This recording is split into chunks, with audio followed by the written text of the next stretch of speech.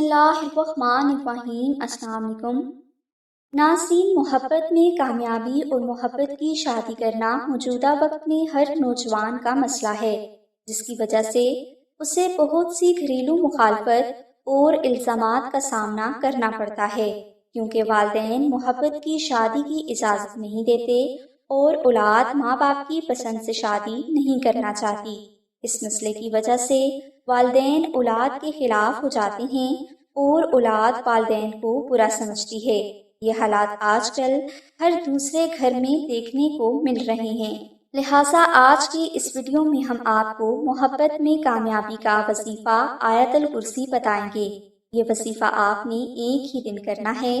انشاءاللہ اس وظیفہ کی برکت سے آپ کو محبت میں کامیابی حاصل ہوگی، آپ کے والدین محبت کی شادی کے لیے مان جائیں گے اور اللہ کی ذات آپ کی محبت کو آپ کے حق میں بہتر کر کے آپ کو نوازیں گے۔ لہٰذا اگر کوئی بھائی یا بہن محبت میں کامیابی چاہتے ہیں اور والدین کی رضامندی کے ساتھ محبت کی شادی کرنا چاہتے ہیں تو وہ چاند کی پہلی جمعرات کو عشاء کی نماز کے بعد 2 نفل نماز ہدیہ محمد آل محمد اس طرح ادا کریں کہ ان دونوں نوافل میں آپ الحمد شریف کے بعد 11 بار سورہ اخلاص کی تلاوت کریں۔ اس کے بعد آپ 300 بار آیت الکرسی پڑھیں۔ یہ عمل آپ نے ایک ہی دن کرنا ہے۔